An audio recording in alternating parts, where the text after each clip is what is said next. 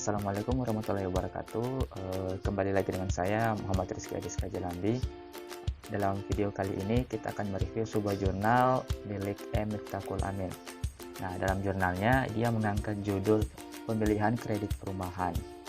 Nah, sistem yang dibuatnya ini menggabungkan antara SIG dan SPK dengan menggunakan Google Maps API dan metode SAW. Sedikit gambaran mengenai SIG ini. SIG adalah sebuah sistem berbasis komputer yang digunakan untuk menangkap, menyimpan, mengecek, mengintegrasikan, memanipulasi, mendisplay data dengan peta digital. Sistem informasi geografis pertama kali dikenal pada tahun 1960 yang digunakan untuk menyelesaikan permasalahan geografis. Kemampuan dasar SIG ini sendiri mengintegrasikan berbagai operasi basis data seperti query, melakukan analisis dan menampilkannya dalam bentuk pemetaan berdasarkan data geografis. Sehingga inilah yang menjadi pembeda antara sistem informasi yang lain dengan SIG sendiri. SIG sendiri tersusun atas beberapa lapisan layer dan juga relasi. Adapun kerangka kerja sistem yang dibuat oleh Miftahul Amin sendiri dapat dilihat pada gambar berikut. Seperti pada gambar yang terlampir, untuk mengintegrasikan sistem informasi geografis dan sistem pendukung keputusan ini yang menggunakan web server. Nah, web server dan Google Maps API. Pertama-tama, si user sebagai pengguna sistem menggunakan jaringan internet untuk mengakses perangkat lunak. Sedangkan komponen model dalam sistem pendukung keputusan dan Google Maps API sebagai library untuk sistem informasi geografis yang berada di dalam server. Ada beberapa kriteria pendukung keputusan yang ditetapkan pada sistem ini. Di antaranya adalah jarak terdekat dengan pasar. Mengapa jarak terdekat dengan pasar? Karena semakin dekat perumahan dengan pasar akan memberikan dukungan lebih terhadap alternatif yang akan dipilih. Nah, atribut jarak terdekat dengan pasar merupakan atribut biaya, sehingga diharapkan nilainya minimal. Kedua, kepadatan penduduk di sekitar lokasi. Nah, faktor kepadatan penduduk merupakan atribut keuntungan. Tentunya konsumen tidak ingin tinggal di daerah yang sepi. Atribut kepadatan penduduk di sekitar lokasi merupakan atribut keuntungan, sehingga nilainya diharapkan maksimal. Yang ketiga, jarak dari rumah sakit. Nah, jarak dari rumah sakit dipertimbangkan karena faktor layanan kesehatan. Semakin dekat jarak dari rumah sakit, akan menjadi nilai dukungan yang semakin tinggi. Atribut jarak dari rumah sakit merupakan atribut biaya, sehingga nilai yang diinginkan adalah nilai yang minimal.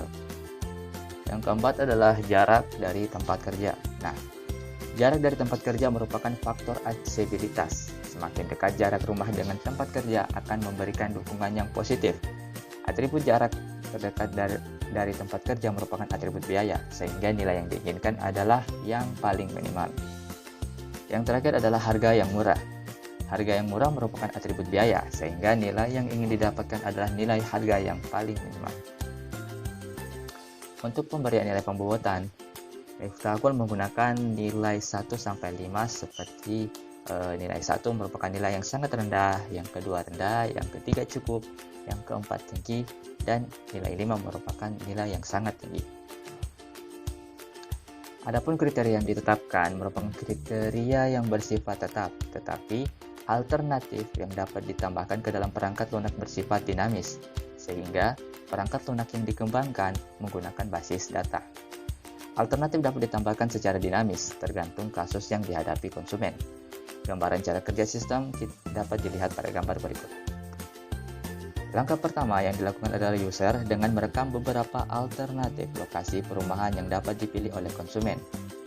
Nah, data yang dimasukkan terkait dengan alternatif adalah lokasi yang berisi derajat bujur dan lintang dari lokasi perumahan tersebut. Derajat bujur dan lintang ini nantinya akan digunakan oleh library Google Maps API untuk menentukan titik lokasi perumahan tersebut dalam tampilan peta digital pada halaman web. Langkah kedua adalah konsumen dapat memberikan bobot preferensi terhadap kriteria yang nantinya akan digunakan sebagai acuan dalam perhitungan sistem.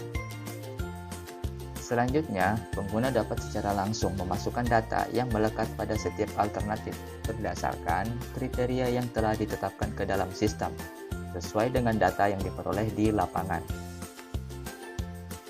Berikutnya, setelah proses pengisian data selesai, pengguna dapat mengklik tombol rekomendasi untuk membangkitkan dukungan yang diberikan oleh sistem. Sayangnya pada screenshot kali ini tombol rekomendasinya tidak terlihat. Setelah mengklik tombol rekomendasi, maka secara otomatis sistem akan menampilkan bobot tertinggi yang dihasilkan oleh perangkat lunak sistem pendukung keputusan.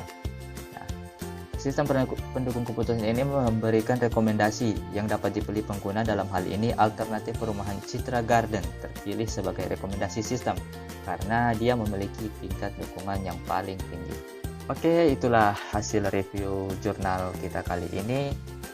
Apabila ada kesalahan kata mohon dimaafkan. Wabillahi taufiq wal hidayah. Wassalamualaikum warahmatullahi wabarakatuh.